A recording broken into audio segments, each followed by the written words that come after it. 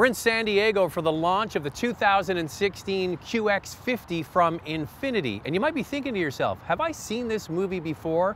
Well, yeah, kind of. You might remember back in 2008 when Infiniti launched the EX, one of the very first compact luxury vehicles. Now, compact luxury utilities, over 25% of the luxury space. So when people are shopping for a luxury vehicle, often they want a compact crossover vehicle. So what you're really looking at here is the vehicle that is being sold in China for the last several years. They took that very popular EX and they made it into a long wheelbase. Now they brought it here as the standard QX50. You notice some other changes. They've modified the front end, new headlights and grille. Around the back, the same thing, new taillights and bumper. What hasn't changed, it's still a manually operated liftgate both up and down. You can see the wheels on this vehicle have the upgraded 19-inch wheels. Standard wheels are 18 inches. And the other thing you notice right away is it is longer, as I mentioned, based on that long wheelbase. And that makes room for a whole bunch more space on the inside. Well, it's been many years since I've been in this product, formerly known as the Infiniti EX, and when you get in, it's a nice refresher as to just what Infiniti can do well. So we'll run through the good things here. First and foremost, the fit and finish, the way everything is put into this car is absolutely impeccable. The tolerances between the panels, the different materials in the doors, it goes from soft grade on the top to the wood insert and then the soft paneling, and it all fits together absolutely seamlessly. Nice touches, they've got soft touch materials on the bottom of the doors, and those that watch these videos regularly know I harp on that because they can scratch very easily. So they've got all of the really nicely place things done very, very well. Then we get into this new QX50 and what they've added, mostly legroom in the back. You get 109 millimeters of additional legroom in the back because the wheelbase has been stretched by 8 full centimeters. Now, let's get into a few of the things that I think still could be improved on. First and foremost, the screen in the center of the dash is kind of small by today's standards, and the system, the navigation system, is a heritage carryover from the previous EX. And so is the dimension of this QX50. It's not that wide,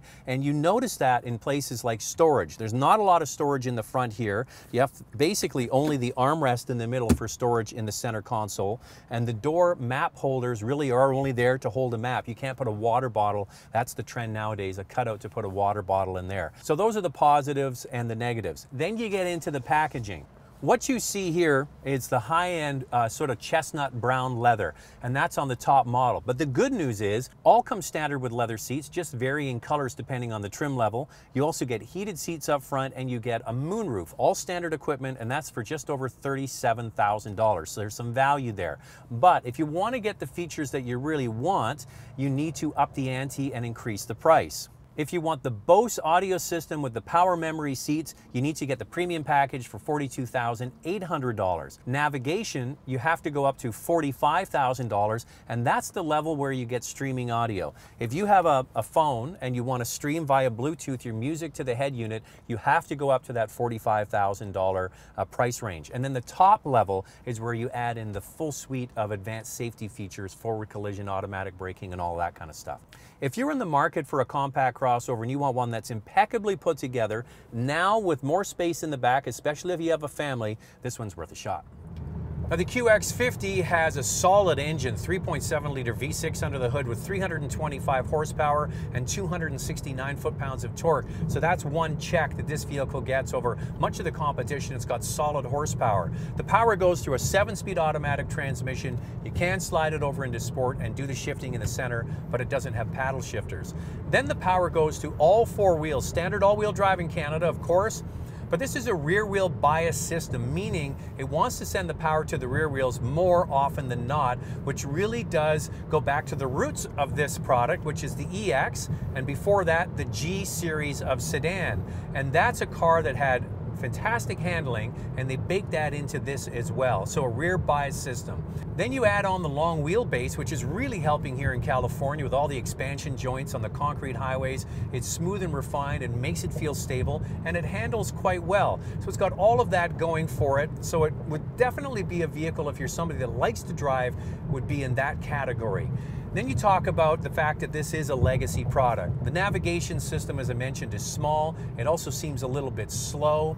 The turn signal, you don't have that automatic 3 sort of turn signal pulses that you get with most systems. You have to hold it down. Seems kind of silly, but once you've had that, you kind of want it.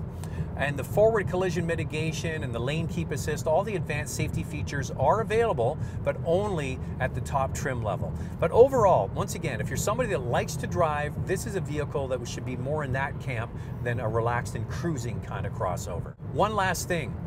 Infiniti has said they're going to be equipping some of their models in the years to come with a 2-liter direct injection turbocharged 4-cylinder. And that seems to be the way the market is going, to these turbo 4-cylinders. As it stands, this is a bit of an anomaly with a large V6 engine. So if you like the V6, this might be the one to get before they replace it with something smaller. This QX60 is an interesting product. It's on a heritage platform that's been heavily modified for 2016. The long wheelbase certainly makes it a much more usable vehicle than it ever has been in the past. I love the fact it has a standard 3.7-liter engine, 325 horsepower, a rear-wheel drive bias. Now, one thing they've done is they've raised the ride height by 20 millimeters or 2 centimeters to give it more of that crossover look. It doesn't really compromise the way it rides. In fact, over uneven roads with the longer wheelbase, it is a very comfortable vehicle. It's a bit of a step behind in some ways though. The head unit for the navigation, not as big as some of the more modern vehicles. You have to splash out for the top model to get streaming audio, and there's no power tailgate around the back. But if you're in the market at just under $38,000 for a nicely equipped vehicle with leather on the inside and heated seats, the base model might be the way to go.